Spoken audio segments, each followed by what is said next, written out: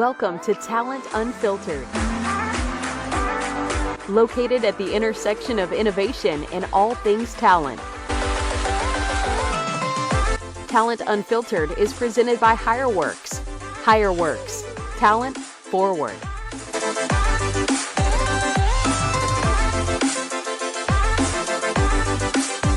Now, here is your host, Ron Gauthier.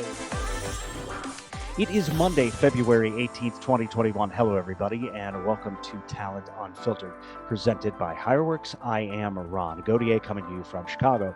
You happen to be looking at Chicago today because that's not only where I am, but it's also the hometown of our guest today. She is Erin Coupe, founder of Authentically EC. She helps companies, their leaders, and teams adopt the mindsets that lead to success in life and in business, and she is going to share some of those strategies with us today. Welcome in. I'm so glad you're all here.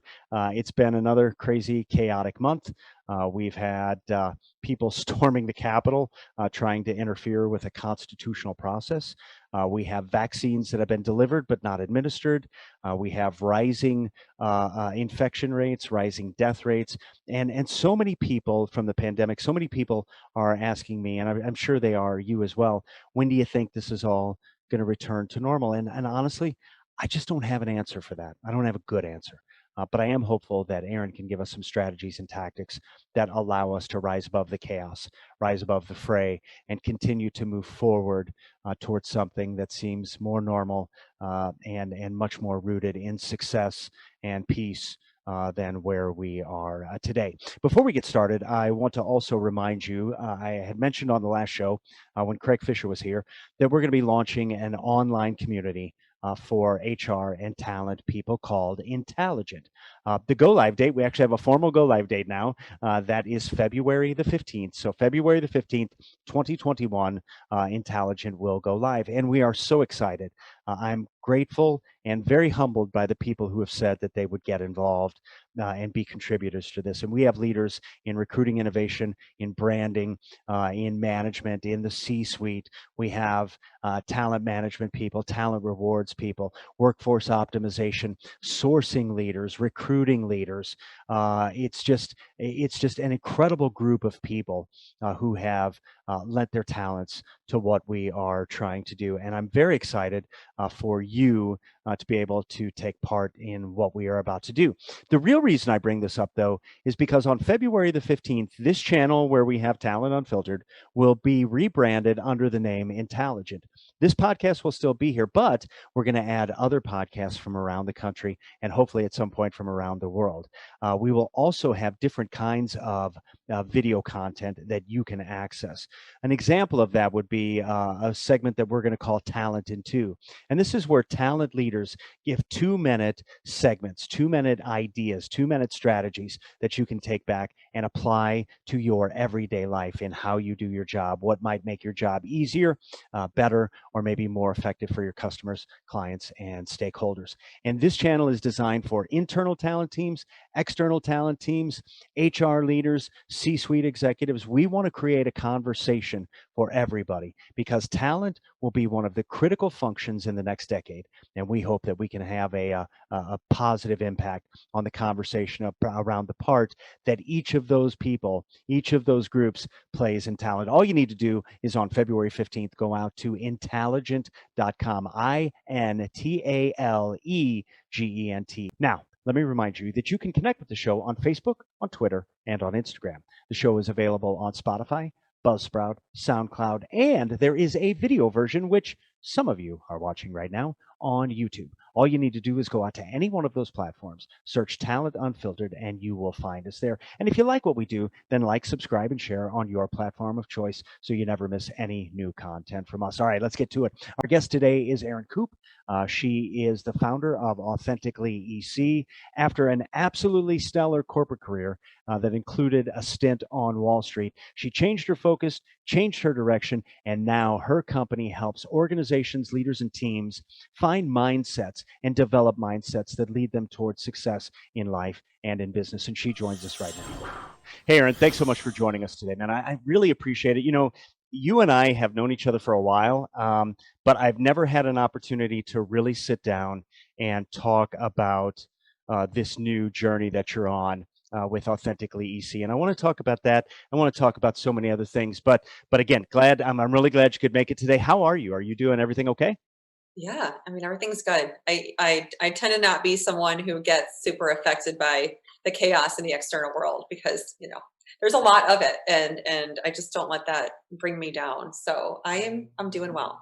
Yeah, you're one of the few people who's actually able to do that right now. I think everybody else, I shouldn't say few, but it just seems like there are a lot of people Yeah. walking around with their hair on fire. So I want to spend some time now talking about kind of this journey that you've been on from your previous career to now, because I think to the outsider, it could look like on a complete 180-degree turn from where you were. And I think what brought you to this place is interesting. Now, on your website, you say kind of your header on the website says, "Be mindful, be authentic, be empowered," and I really like those thoughts because I think that they are not just keys to business, but they're keys to life.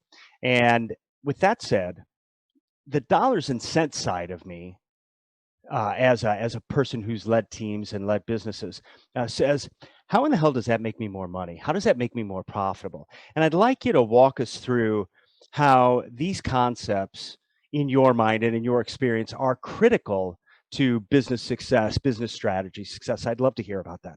Yeah, sure. Well, for one thing, yes, I want to acknowledge that it does look like a complete 180 from, the Erin that you first met a few years back. Sure, Right? sure. So, um, I believe we're all always on a journey of evolution in life, but for me, the really deep introspective work started about 4 years back. And my life does look quite different in the sense of how I treat myself, how I treat others, how I treat work, and where I find meaning within myself. And that is the piece that I think really can add so much value to people professionally.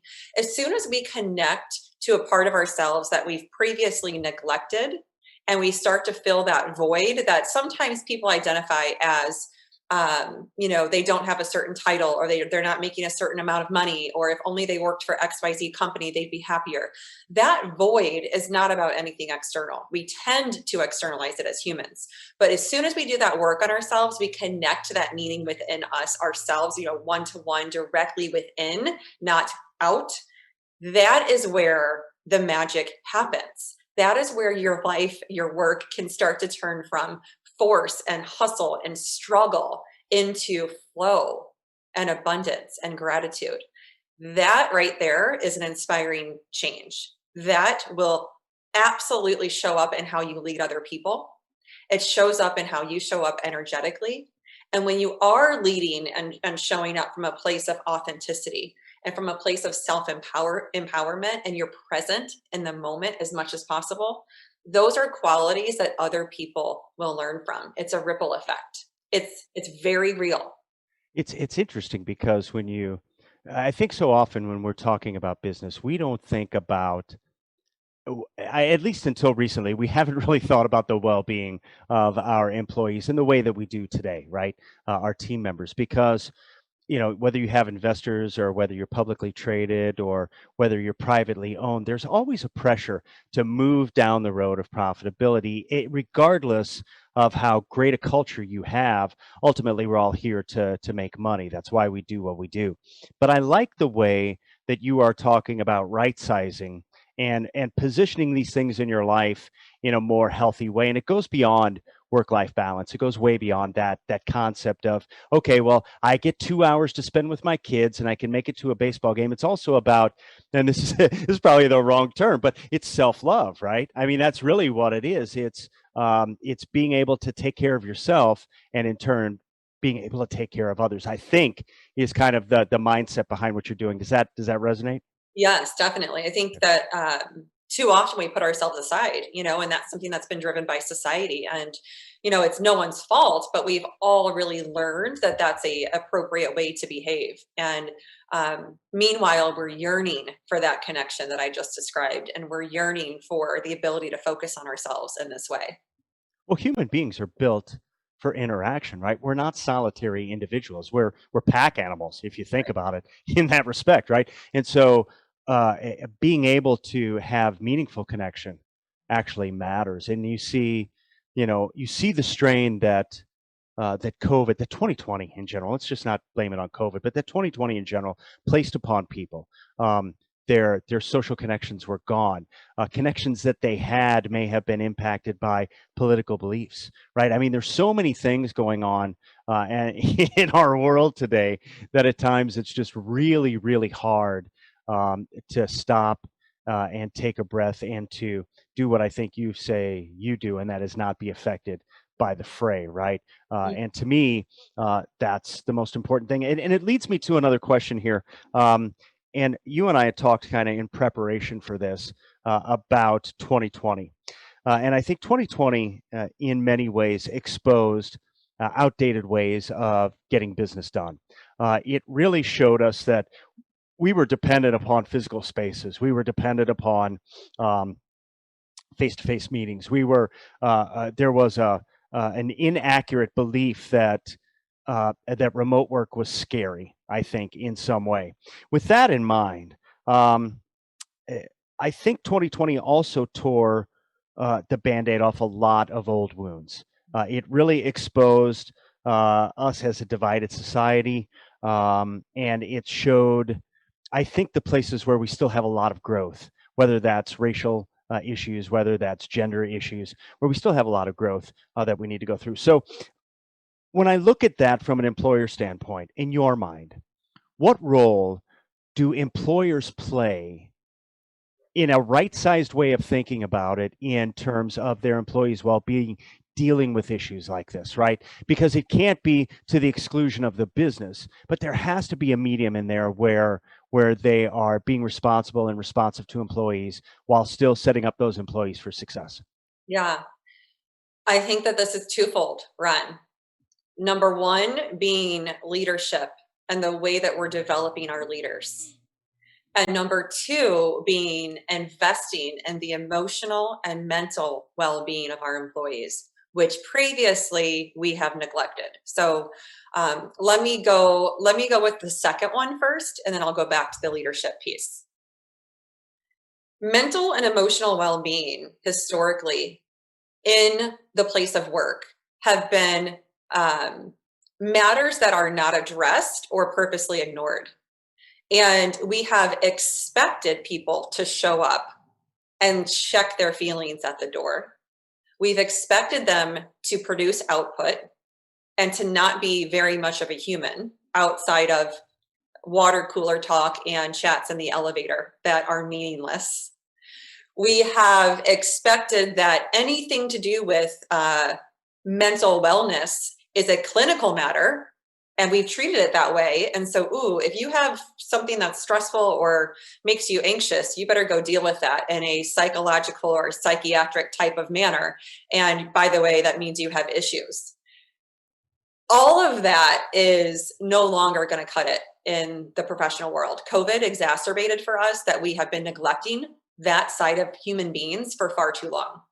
We are not just physical vessels that show up to produce output. There's so much more to us. And if we want our people to feel included, if we want them to be in an environment that is equitable, if we want them to be authentic and vulnerable and courageous and empowered, then we have to lead the way. We have to show them the way, and we have to support them in doing that.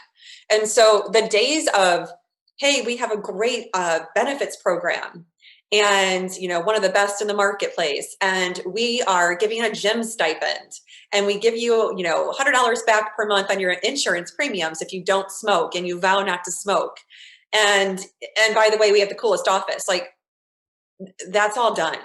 That's done. That's not the way that we're going to incentivize employees in the future. Will those things still maybe be a part of it? Sure. But what are you doing to improve the quality of people's lives? Personal life does affect professional life. We have seen that full-fold with 2020. I think it's true of everybody. I don't care what level of the organization you're in. That's true. What's going on in your personal life has an impact. I can remember because I'm old, saying to myself, I used to actually think this.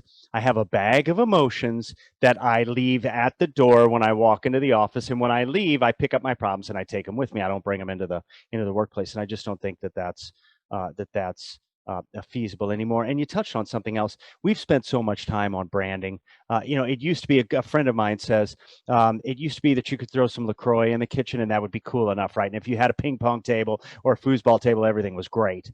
And it's just not accurate, and it's just not feasible anymore. And you're 100% right when you say that 2020 accelerated. I think exacerbated is one way, but it accelerated the gig economy and the way that people are going to work and the way that they're going to perceive work. And I love that idea of responsibility by the employer. I want to turn that question on its head, though, because I think in any relationship, there are two sides of every coin. And in work, there are definitely two sides. There's the employer, company, manager, whatever, and then there's the employee, team member, however you want to phrase that. I think that the employer has, from time to time, had unrealistic expectations of what should be expected from an employee from a wellness, mental health, work-life balance perspective. I also think that from time to time, employees have unrealistic expectations of what an employer is capable of or should be involved in, right? And there are tons of people out there who subscribe to this theory, particularly, people my age and up who are in leadership roles who just don't understand or don't believe that they should, involve themselves in anything that could be mildly controversial. So from your perspective, when you're talking to employees, how do you get them to right size and understand exactly what their employer should be involved in, what's proper for that employer to be involved in, and to not expect miracles from a company? Because despite what Mitt Romney said, corporations aren't people. I mean, I know what he meant by that, but that really isn't. A corporation can kind of be a cold, money-driven, numbers-driven thing, and it doesn't always take into account human interaction. So I'd love to get your take on that. I think you're right with that, but I also think it doesn't have to be that way. And that's been the problem with it for so long, right? Like a corporation is actually a live entity. And if we treat it like that it's a conscious entity, just like a human being is, then we can actually start to approach the corporate world quite differently. And I think it will be far more successful, and people will not have as many issues in the corporate world with not showing up as who they are and with feeling like the grass is always greener somewhere else, or they always want to do something else. And so the corporate world is not a bad place. It's just that we haven't allowed human beings to truly be human beings, and we haven't supported them with that. So from an employee standpoint, no, it's not outrageous to expect that your employer gives you, for example, a stipend for coaching each year, or a self-improvement or personal development stipend, or they have programs internally that give you that kind of training. It's not outrageous to expect that in today's world, right? Like it may have been 5-10 years ago and prior to that, but I think in today's world, it's not outrageous. Now, yes, expecting for miracles to happen overnight or for anything to shift overnight, that doesn't happen, right? And people individually don't shift overnight, and entities or corporations, companies overall certainly do not. And so it's a process. And I do think I didn't get to, elaborate on this one in the previous question, but it comes down to leadership and being honest with leadership. So as an employee, what is it that leadership could be doing better? Call them out on that. Like for example, the years I spent on Wall Street in my 20s had some of the worst bosses that you could ever imagine.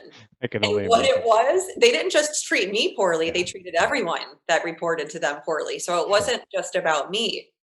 But what I learned from that is exactly what I don't want to be, because I had the wisdom to see that they were carrying a lot of emotional trauma and insecurities, and they were projecting those onto me. So even though we've expected people to check their feelings at the door, and we think that's what our leaders are doing, and they're just leading from a place of like, this is what what you see is what you get, and we want the best for the company. We only care about profitability, so let's all do our part.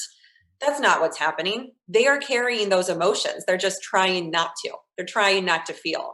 So employees can expect their leadership to do better, but they have to voice that.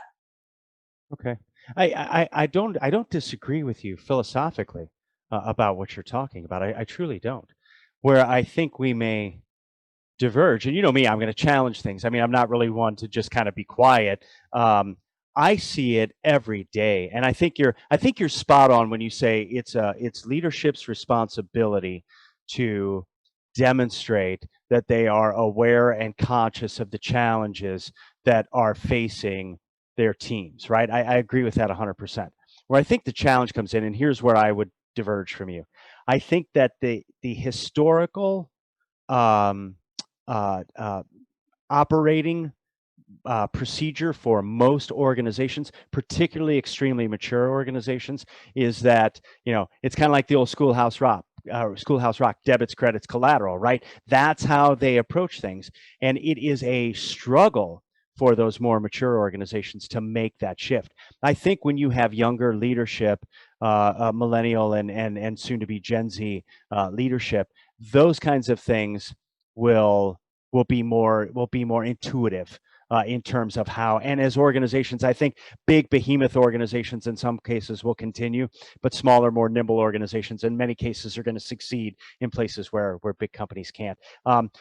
Keep challenging me because you're smarter than I am, so you know this stuff way better than I do. But I'm always interested to have a good debate. You and I have talked about mindset. A person's mindset is their catalyst for growth, and that's professional and personal. And I want to talk about two things. First, what do you recommend that the audience do, the people who are watching this right now, to cultivate a mindset in their own lives that allows them to succeed? And secondly, what is the inherent responsibility of employees as it relates to mindset and well-being in their companies? What are they responsible for? Because you can't always just look to the employer to provide you the tools. Sometimes you have to take the initiative and go get those tools yourself. And I'd love to hear your take on those two things. Yeah, I mean, what people can do first and foremost, commit to their own growth, and Yeah, but what does that mean? What does that, when you say commit to growth, what does that mean? responsibility. That's what that means. The blame has to stop. Like, no, it's no one else's fault that any individual person is unhappy. It's no one else's fault that any individual person doesn't find satisfaction or gratification or contentment in whatever it is that is an aspect of the life they're living. So each person is responsible for themselves, and they have to take it upon themselves to commit to saying, you know what? I don't like this about myself or this about my life. I am going to change it. So for one, like, forget that savior mentality that anyone's coming to save anybody, because no, not happening. It literally, it's not happening. And so, like, for me, the journey began because I finally questioned my own motivations in life. What was motivating me? Money, title? Like, I finally started to question the meaning of that, right? And that Sure. sent me on the path of really taking a hard look at myself. So the first thing for changing and shifting mindset, for transforming emotional trauma and all the stuff, all the baggage we all carry, because we do, Mhm. is committing to yourself. The second thing is doing that hard work. Now, there are a gazillion ways to go about the hard work. The most simple that are free of charge: meditation and journaling. They cost you nothing. They're introspective, they're self-reflective, and it's all about discovery and just getting to know your inner self better, being with your emotions more, learning to feel again. That doesn't cost you a thing. So that's the number one thing you can do right away and doesn't cost you anything. You're going to be super duper proud of me because I started meditating this year as part of this whole thing, right? Like, I've been on this kick. And those who take in the show often know my dad passed away at the big right before the pandemic, actually, in February of last year. And I got on this kick where I wanted to get really healthy. And so I started working out and losing weight, and I had quit smoking a few years before. But this year I was like, you know what? I'm not a very mindful individual, and I'll be damned if I'm going to go on and have a conversation with Erin Coupe and not be able to talk about, I can feel the sensation of my breathing, right? Like I was not going to have that conversation. I was not going to be that unprepared. So, Love uh, it. well, no, I mean, seriously, like talking to you and learning from you has gotten me to think about other things, and I can only imagine what you're able to do with your clients. And that brings me to kind of how I want to wrap things up here. Talk to us about Authentically EC, what you do, how you do it, how somebody can get in touch with you. And because I got to tell you, you're right. This is going to be the next evolution, part of the next evolution of work. I think what we're doing right now, remote, this is really where it's going to be. But that will require that you're even more mindful and more healthy and more provide yourself more self-love, because it's easy to isolate in an environment like this. So tell us about Authentically EC. Sure. Yeah. And also, this does play into that last question too, because a lot of the work I do, sometimes it is with individual employees that are part of groups that I have outside of an organization, right? So sometimes just going to your employer and asking for support, whether it's contribution or reimbursement for a program that you find or for guidance that you find individually. If you don't ask, you don't get. So I would say that's a big piece that employees can do. So my company, Authentically EC, the messaging is all, it's authentic to me, right? It's part of a journey that I have lived. My credibility comes from being in the corporate world for 17 years prior to starting this, but I built this on the side. I was doing the work for a few years just outside of everything else. That said, I work within organizations. So I do team consulting. How do you help teams be more authentic with one another? How do you help them treat each other with more compassion and empathy? How do you help them find more gratification and meaning in the work they're doing together and the bigger purpose or the greater goals of the organization? So I do a lot of that work. And then I also provide broad speaking engagements that are, usually firm wide, so quite sizable groups, as well as workshops. And those are usually anything from like a team of say 15 people up to about 100 people. And those tend to go pretty deep into topics of mindfulness, emotional awareness, self-awareness, conscious decision-making, things like that. I also have executive programs that I've created. And so I run women's programs and men's programs separately in the fall and in the winter.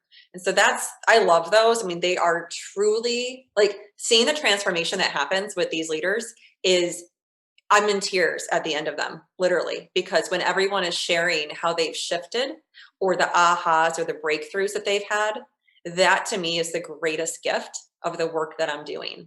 It has to be, right? And I love the fact that you So fulfilling. treat male and female executives differently, because I think the challenges that they face in organizations are very different, right? In terms of pay, respect, and a whole bunch of other things. But I love that in the context of really being able to address the issues of each group, and it's nice that there is this kind of programs, that there are these kinds of programs available for not only employees but for leaders, because I think almost all culture starts from the top down, and it's the behaviors you reward, right? And it's how I can have all the coolest ping pong tables in the world, but if I'm a complete toolbox, well, then people don't want to work for me, right? I mean, that's really kind of what it comes down to, right? Yeah, definitely. And one of the greatest testaments I feel like to the work that I'm doing, in particular with those that already know me, is that there are several leaders, top executives of organizations that are sending their leadership team into my programs. And so that's really a testament that like they truly believe in this work and they want it for their people, because they then want those people to go and lead from that place that we've talked about. Right. So helping guide people to this place of self-empowerment, self-responsibility, self-awareness. I mean, that's my gift to the world. And then those people can go and lead from that place and share it with those that they that report to them. It's interesting because I'm one of the things that I do in my practice and that we've done at HireWorks is talent optimization. And it's really about helping leaders build high performing teams from the standpoint of understanding how every person works and how they communicate and how best to motivate them. And it's one of the more fascinating parts of the practice. It and it seems to me like it's a very natural kind of marriage between the things that you're doing and the things that we do. And I'm super excited to watch this journey for you. So, how would somebody get in touch with you if they wanted to try to engage you? What's the best way to do that? Definitely. So my website is actually my name, Erin Coupe, and that's COUPE.com. So that's quite simple. You can contact me via Sure. that. Email is also very easy. I tend to communicate on email. So Erin at erincoupe.com. Okay, super, super. I also at the top of the show, I was talking about the fact that the Talent Unfiltered podcast is going to become part of the new talent community that I'm launching, Intelligent. So it'll be underneath that channel going forward. And I'm probably overstepping my bounds here, but I'm super excited to let everybody know that you'll be providing some content and writing some stuff and doing some videos for us on it. I think that what you do is incredibly valuable. And I'm not only grateful to have you as a guest here today, but also as a fellow person on the journey to see where we can go with Intelligent and kind of help that HR and talent community go to the next place. Erin, thank you so much. I have really enjoyed having you on today, and I look forward to talking again really soon. Okay. Yes. Thank you, Ron. All right. Thanks. Have a great weekend. Okay. Bye now. All right, well, that's going to do it for us today. I am super grateful to Erin for joining us. I think the journey she is on is one that is very admirable, and it's one that in today's world seems so appropriate for the times that we live in. Mindfulness, to me, is the key to success in life and in business, and I hope that you are able to take some of the things that Erin gave us today and apply them to your world. Now, if you like what we did here today and you want to stay up to date, then like, subscribe, and share on your platform of choice. Don't forget to turn on those notification buttons so you never miss any new content from us. Until next time, stay safe, stay healthy, and stay in the moment.